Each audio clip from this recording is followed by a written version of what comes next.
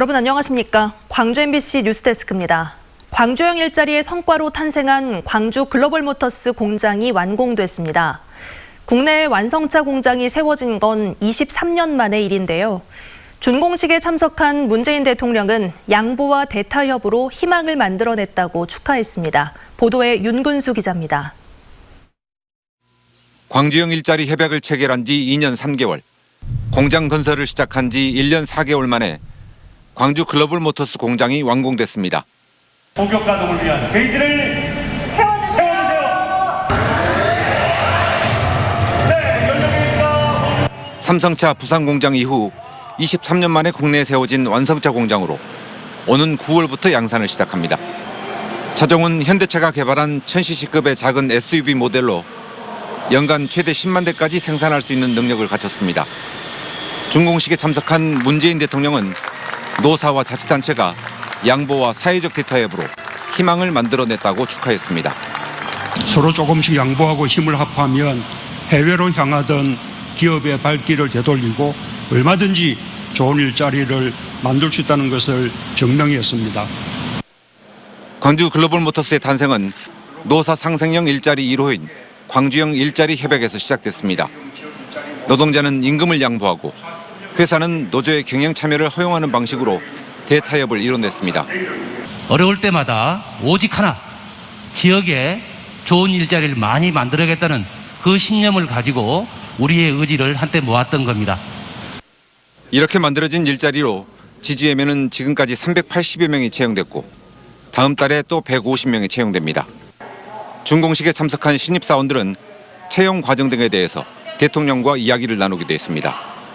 상생의 정신으로 출발해서 숱한 어려움 속에서도 공장 준공으로 결실을 맺은 광주형 일자리 사업. 대통령과 노사 대표 등은 공장 마당에 견고와 정의를 상징하는 노각나무를 함께 심으며 광주형 일자리의 성공을 기원했습니다. MBC 뉴스 윤근수입니다.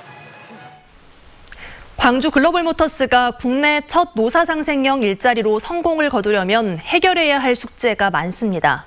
노사 갈등의 불씨가 여전히 남아있고 임금을 낮추는 대신 약속한 주거와 복지 서비스도 가야 할 길이 멉니다. 이어서 송정근 기자입니다. 광주 글로벌모터스 준공식이 열리는 공장 앞에서 민주노총 조합원들이 이용섭 시장의 사과를 요구합니다. 직원 채용 과정에서 면접관이 응시자에게 노조 가입 여부를 묻는 사상검증 면접을 진행했다는 의혹에 대해 재발 방지책을 마련하라는 겁니다. 노사 상생형 일자리를 표방하고 있는 광주 글로벌모터스가 시작도 하기 전부터 잡음이 나오고 있습니다.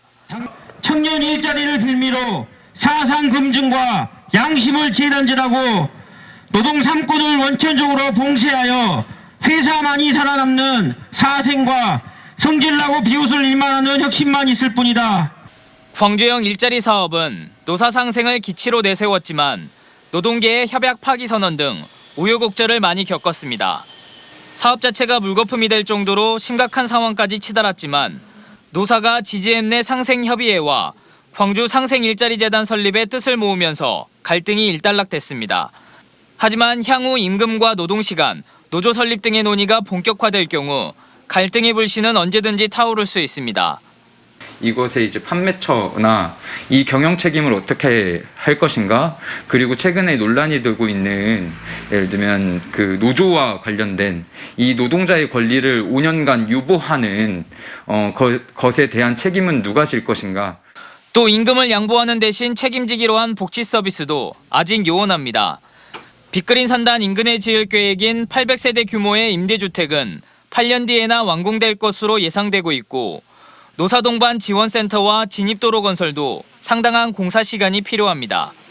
노동자 10명 중 3명이 지자체의 복지 지원과 근무 환경 때문에 글로벌모터스에 지원한 것으로 나타났지만 노동자의 기대를 따라가지 못하고 있습니다.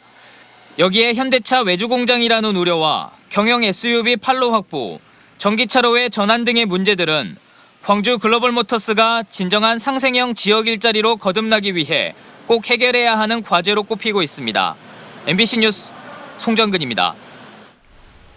오늘 광주와 전남에서는 코로나19 확진자 6명이 추가됐습니다. 광주에서는 자가격리 중에 증상이 나타나 검사 결과 확진된 2명을 포함해 모두 3명이 확진됐고 전남에서는 장성 1명과 여수에서 2명이 추가로 확진 판정을 받았습니다. 특히 장성에서는 황룡 면장이 확진되면서 면사무소가 일시 폐쇄됐고 공무원과 민원인 등 접촉자에 대한 검사가 진행되고 있습니다. 코로나19 백신 접종을 시작한 지 2달여 만에 광주의 접종자 수가 10만 명을 넘었습니다. 광주시에 따르면 지난 2월 26일 백신 접종을 시작한 이후 지금까지 광주 시민 10만 660명이 코로나19 예방 백신을 맞았습니다. 백신 종류별로는 아스트라제네카가 6만여 명, 화이자 백신이 4만여 명이고 2차 접종까지 마친 시민은 6,400여 명으로 집계됐습니다. 기아 타이거즈 슈퍼루키 이의리가 신인상을 향한 힘찬 발걸음을 내딛기 시작했습니다. 신인답지 않은 경기력과 배짱으로 36년 만에 지역 야구 팬들의 갈증을 씻을 수 있을지 주목됩니다. 한신구 기자의 보도입니다. 해야 될 것 아닌가 생각이 듭니다. 투투 스윙 6타자 연속 삼진, 신인답지 않은 배짱, 고졸 1년차 이의리가 신인상을 향한 힘찬 시동을 걸었습니다. 6이닝 동안 탈삼진 10개, 3발 2안타 무실점으로 꽁꽁 틀어막으며 프로 데뷔 4경기 만에 첫 승리를 거뒀습니다. 체인지업을 좀 초반에 많이 던지면서 이제 밸런스를 점점 잡아가서 좋은 결과 얻은 것 같습니다. 시속 150km에 달하는 묵직한 직구, 완성도 높은 체인지업과 슬라이더 등 다양한 구종과 두둑한 배짱으로 자신의 상품 가치를 뽐내기 시작했습니다. 신인 선수가 저렇게 투구하라고는 아무도 상상을 못했을 텐데요. 그렇죠. 지난 3경기 잘 던지고도 불펜과 타선의 도움을 받지 못해 승리와 인연이 없었던 이의리.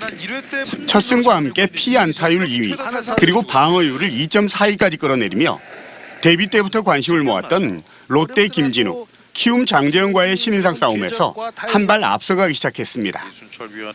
등판 때마다 승리라는 기록을 써가며 두터운 팬심까지 확보해서 차세대 에이스로서 발판도 쌓아가고 있습니다.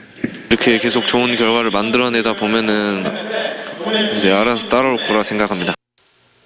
무등산 폭격기 선동열도, 바람의 아들 이종범도, 메이저리거 양현종도 생애 한 번뿐인 신인상은 품지 못했습니다. 전신혜태를 포함해 타이거즈 선수로서 신인상은 36년 전인 1985년 이순철뿐. 슈퍼루키 이의리가 그 해묵은 숙제를 풀어내고 한국 야구에 대들보록 나갈지 야구 팬들의 관심이 커지고 있습니다. MBC 뉴스 한신구입니다.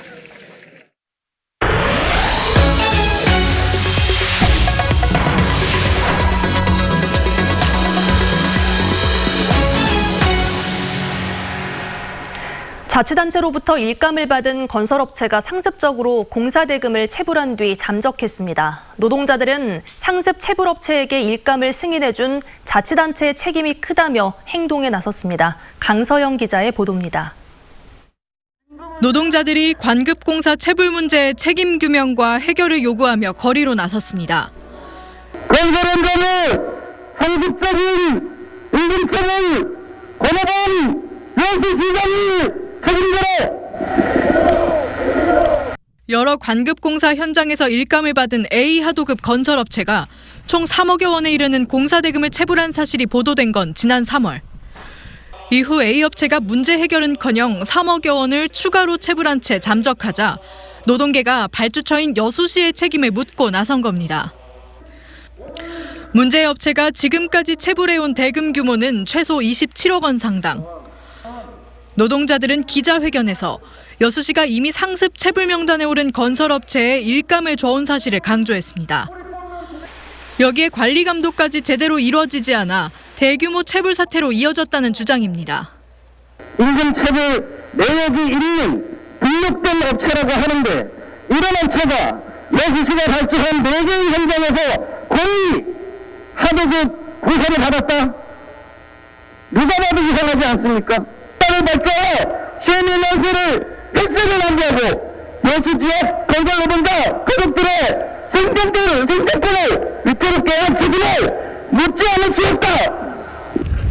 얼마 전까지만 해도 A건설사의 사무실로 쓰이던 컨테이너 박스가 있던 자리이지만 지금은 사무실이 있었다는 흔적조차 찾기 어렵습니다.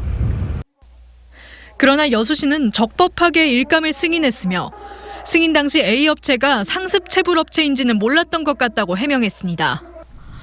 그러면서 체불의 책임은 A업체에게 하도급을 준 B원청사에게 있다며 B원청사가 대금을 지급하지 않으면 법적으로 대응하겠다고 밝혔습니다. MBC 뉴스 강서영입니다. 정세균 전 총리가 호남에서 이틀째 대권 행보를 이어갔습니다. 정 전 총리는 화순의 백신 특구를 찾아 항암 치료제를 개발 중인 기업체를 둘러본 뒤 광주 충장로에서 시민들을 만나 정치 현안에 대한 의견을 들었고 광주대학교에서는 정치의 새로운 역할을 주제로 특별 강연을 했습니다. 정 전 총리는 어제 국립 5.18 민주묘지를 참배한 자리에서는 정권 재창출을 위해 밀알이 되겠다며 대권 도전 의지를 밝혔습니다. 지자체 소속 공단 직원이 당내 경선에서 선거운동을 할 수 없도록 한 공직선거법이 정치적 표현의 자유를 위배한다는 헌법재판소의 판단이 나왔습니다. 헌법재판소는 오늘 지방공단 상근 직원이 경선운동을 하지 못하도록 금지 처벌하는 공직선거법 조항이 헌법에 위배된다는 김삼호 광주 광산구청장 등의 제청을 재판관 7대2의 의견으로 받아들였습니다. 현재 광주고법에서는 지방선거 경선에서 광산구 시설공단 직원을 불법으로 동원했다는 혐의로 기소된 김 구청장에 대한 항소심이 진행 중입니다. 광주중앙공원 1지구 특례 사업을 시행하는 특수목적 법인이 보증서를 제출했습니다. 빛고울 중앙공원 개발은 130억 규모의 사업이행 보증서와 326억 규모의 협약이행 보증서를 오늘 제출했다며 다음 주 향후 사업 추진 계획을 발표하겠다고 밝혔습니다. 하지만 법인 내 최대 주주사인 한양이 광주시와 법인을 상대로 시공자 지위 확인 청구 소송을 제기했고 이에 맞서 법인 측도 맞소송을 제기한 상황이어서 사업 정상 추진 여부는 아직 예단하기 어렵습니다. 광주과학고가 의학학 계열로 진학하는 학생들에 대한 제재 방안을 마련해 내년 입학 전형부터 반영하기로 했습니다. 광주과학고는 입학 후 의학학 계열로 진학을 희망하는 학생의 경우 대학 진학과 관련된 어떤 상담과 진학 지도도 하지 않기로 했습니다. 또 정규 수업 시간 이외에는 기숙사와 독서실 등 학교시설 이용을 제한하고 기존에 지급한 장학금도 환수하기로 했습니다. 1980년 5월 희생돼 국립 5.18 민주묘지에 묻혔던 고 전재수 군의 생전 사진이 41년 만에 발견됐습니다. 5.18 민주화운동 유족회에 따르면 초등학생 나이에 계엄군의 총탄에 맞아 숨진 고 전재수 군의 생전 사진이 최근 가족 유품 정리 중에 발견돼 사진을 새겨 넣은 새로운 묘미 제막식이 다음 달 5일에 열립니다. 1980년 5월 24일 광주 남구 진월동의 한 마을에서 놀던 전 군은 계엄군 간 5인 사격 과정에서 늑골 등에 총을 맞고 숨졌습니다. 전두환의 사자 명예훼손 혐의 항소심 재판을 앞두고 법원이 비대면 방식으로 방청권을 추첨합니다. 광주지법은 다음 달 6일 오전 10시부터 5시간 동안 휴대전화 문자메시지로 재판 방청 신청을 받기로 했습니다.